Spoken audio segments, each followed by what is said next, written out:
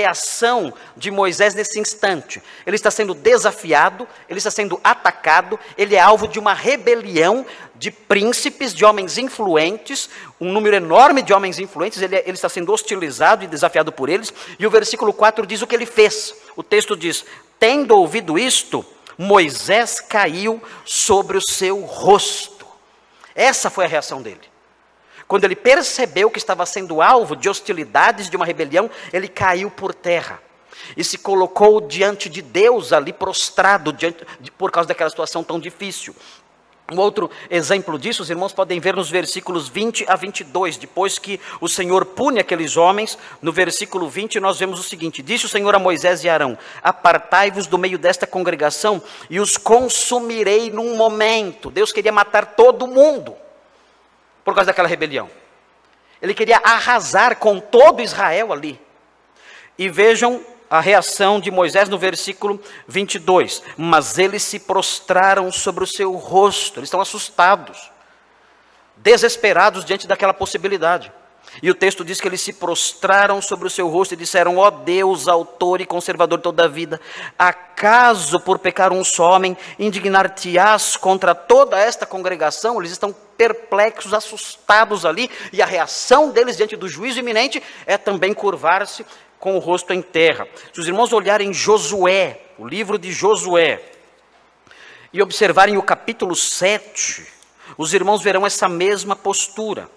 Josué capítulo 7, versículo 2, veja o que diz, observe aí na sua Bíblia, Josué 7, 2, diz assim: enviando, pois, Josué de Jericó alguns homens a Ai, estou em Josué 7, 2, que está junto a Beit-Aven, ao oriente de Betel, falou-lhes dizendo: subi e espiai a terra. Subiram, pois, aqueles homens e espiaram Ai. E voltaram a Josué e lhe disseram: não suba todo o povo, subam uns 2 ou 3 mil homens a ferir Ai. Não fatigueis ali todo o povo, porque são poucos os inimigos. Assim subiram lá do povo uns 3 mil homens, os quais fugiram diante dos homens de Ai. Os homens de Ai feriram deles uns 36. E aos outros perseguiram desde a porta até as pedreiras, e os derrotaram na descida, e o coração do povo se derreteu, e se tornou como água. Então, agora, vejam, o líder Josué aqui, ele está arrasado, ele está triste, ele está frustrado. Houve uma derrota inesperada, trazida sobre Israel por uma cidade pequena. E vejam a reação dele. Então Josué rasgou as suas vestes, e se prostrou em terra, sobre o rosto, perante a arca do Senhor até a tarde, ele e os anciãos de Israel, e deitaram pó sobre a cabeça.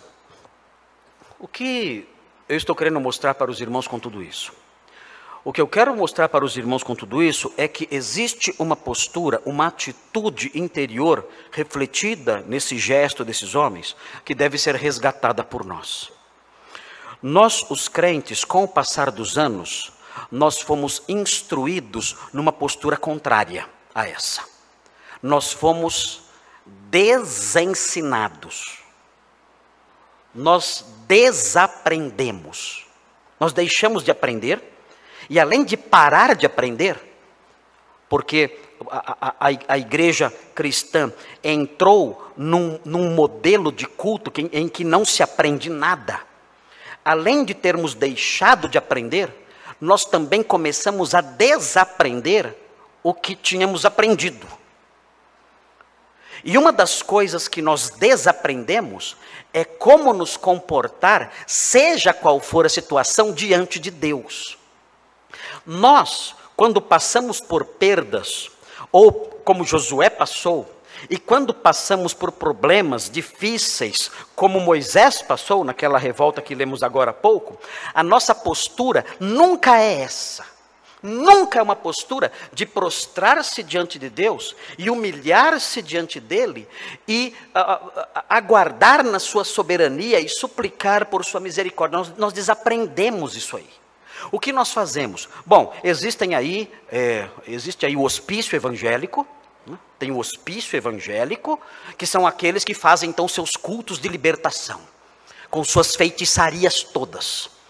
Então esse hospício evangélico que foi criado aí, para a vergonha do evangelho e para emporcalhar o nome da igreja, e para emporcalhar o santo nome do cristão, esse hospício todo, esse cenário amalucado que nós vemos diante de nós, faz lá seus cultos de libertação, faz lá suas correntes, não sei das quantas, e faz lá suas rezas ali milagrosas, e faz lá as suas feitiçarias todas para afugentar qualquer tipo de mal, e faz lá suas promessas desde que você pague bem. Então tudo isso as pessoas aprenderam, as pessoas diante das dificuldades, das oposições, diante das perdas, aprenderam a fazer isso. E saindo do contexto do hospício evangélico e entrando nas igrejas que são mais moderadas, nós vemos que vários irmãos, diante da perda ou diante de algum problema enfrentado, seja por oposição ou por alguma outra dificuldade, essas pessoas dizem: por que Deus está fazendo isso comigo?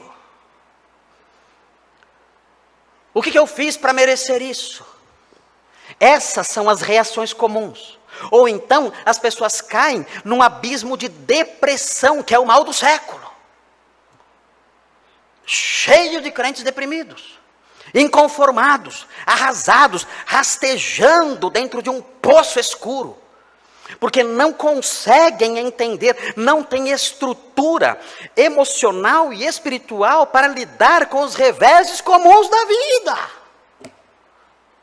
e não conseguem entender qual deve ser a postura correta de um crente quando ele enfrenta terríveis reveses. Desaprenderam isso. O que o crente tem que aprender? O crente tem que aprender a se prostrar.